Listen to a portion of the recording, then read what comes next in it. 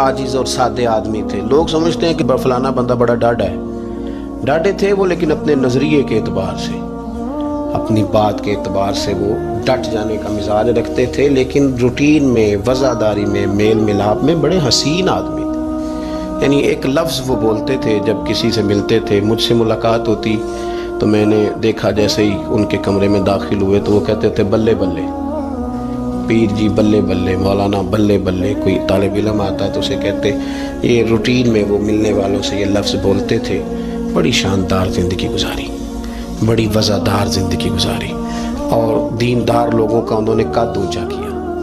और मैं ये अर्ज़ करूँ उनके कारकुनों से, शागिर्दों से, उनके मुरीदों से कि वो याद रखें इस बात को कि आपके तो वो सरबराह थे, शेख थे, उस्ताद थे, लेकिन नबी पाक से मोहब्बत करने वाला हर बंदा ही उनसे मोहब्बत करता है। तो हज़रत शेख ने बड़ी भरपूर ज़िंदगी गुजारी। फिर उनका विसाल हुआ। कल जब ख़बर आई तो बहुत सारे लोगों के आंखों में आंसू देखे।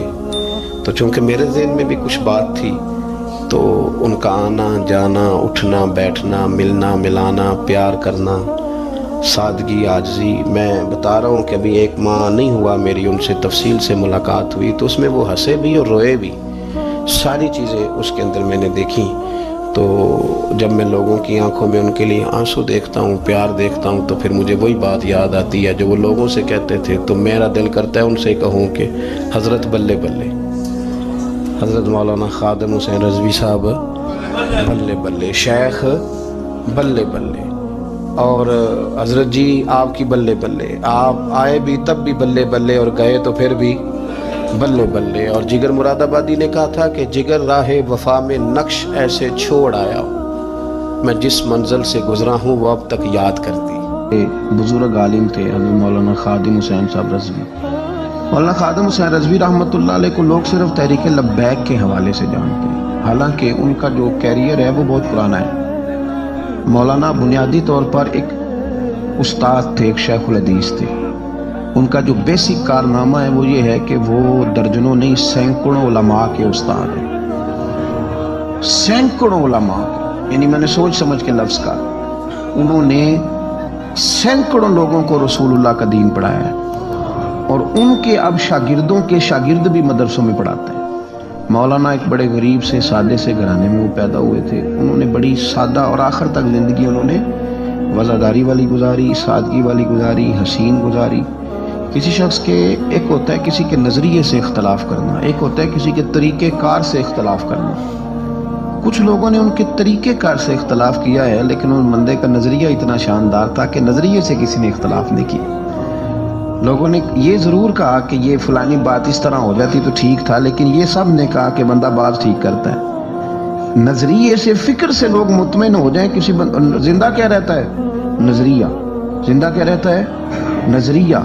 फ़िक्री तौर पर एक खूबसूरत आदमी थे, एक बड़े मंजे हुए आदमी थे, एक वज़ादार आदमी थे, एक साफ़ सुथरे आदमी थे। मेरी उनसे मुलाकात उस वक़्त हुई थी पहली दफ़ा जब वो बिल्कुल ठीक थे, टांगों पे चलते थे। इनके जो उस्ताद गिरामी थे हज़रत मौलाना अब्दुल हकीम साहब शरफ कादरी रहमतुल्लाह अलैह, बहुत जय्यद आलिम थे। मैं उनको मिलने के लिए जाता था तो हज़रत भी वहाँ पढ़ाया करते थे लाहौर जामिया निज़ामिया में। तो वहाँ इनसे पहली मुलाकात हुई। फिर इन्होंने जो जमात सबसे पहले बनाई थी उसका नाम था अंजुमन फ़िदा यानी ख़त्म नबुव्वत। उस जमात से इन्होंने काम का आगाज़ किया, और बड़े अवाइल में, बड़े शुरू में इन्होंने ख़त्म नबुव्वत के ताल्लुक़ से मुख्तसर से काम का आगाज़ किया, और बड़ी जल्दी इनका काम फैल गया। मक्की पीर मक्की दरबार में ये औकाफ की मस्जिद के सरकारी ख़तीब थे, लेकिन हज़रत मुमताज़ कादरी साहब रहमतुल्लाह अलैह की शहादत इन्होंने सरकारी मुलाज़मत छोड़ दी थी। उसके बाद इन्होंने बड़ी मेहनत की, बड़ी जद्दोजहद की, बड़ी काविश की, बीमार और माजूर होने के बावजूद बड़ी कोशिशें फरमाई, और बड़े नडर थे, बड़े बेबाक थे, बड़े खूबसूरत थे। सबसे बड़ी बात ये थी कि सिका आलिम दीन थे।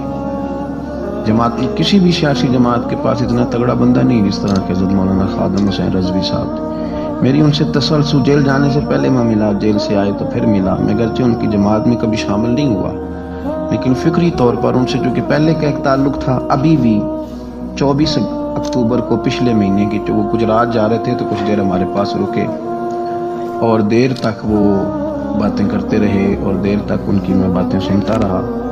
پھر وہ مجھ سے کچھ سوالات پوچھتے رہے، میں ان کے جواب دیتا رہا۔ پھر اچانک جو ہے وہ کچھ دن پہلے خبر ملی کہ ان کا طبیعت ان کی بڑی علیل ہے۔ میں نے تیمارداری کے لیے کچھ ان کے جو قریبی لوگ تھے ان سے رابطہ کیا، بتایا کہ آپ ٹھیک ہیں، آپ تھوڑے بیمار ہیں۔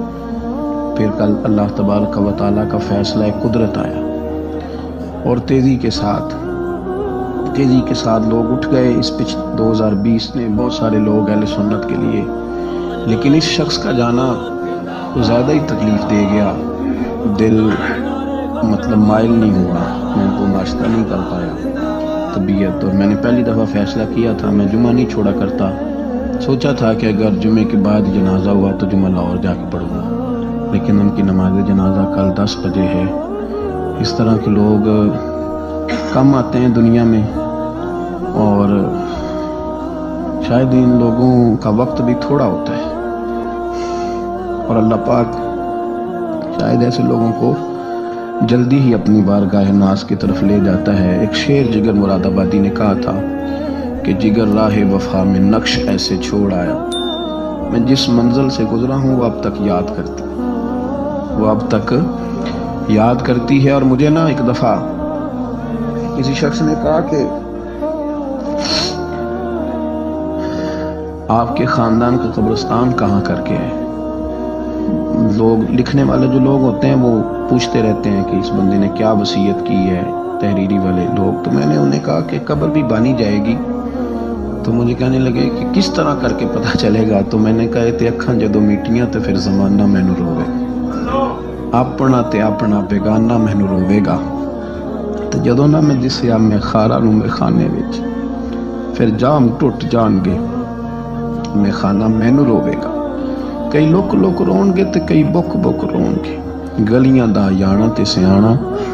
یہ الگ بات ہے کہ بے قدراں کچھ قدر نہ جاتی، کیتی خوب تسلی ہو، دنیا دار تے پجاری زر دے، کتیاں دے گل ٹلی ہو، بک بک روسا نکھیاں تکیو وے خویلی کلی ہو، کوچ نصیر اساں جدوں کیتی پے جانی تھر تھلی۔ یہ بڑے قیمتی وجود کے لوگ ہیں، اللہ کریم ان کو اپنی خاص رحمتوں سے لبیک لبیک یا رسول اللہ، لبیک لبیک لبیک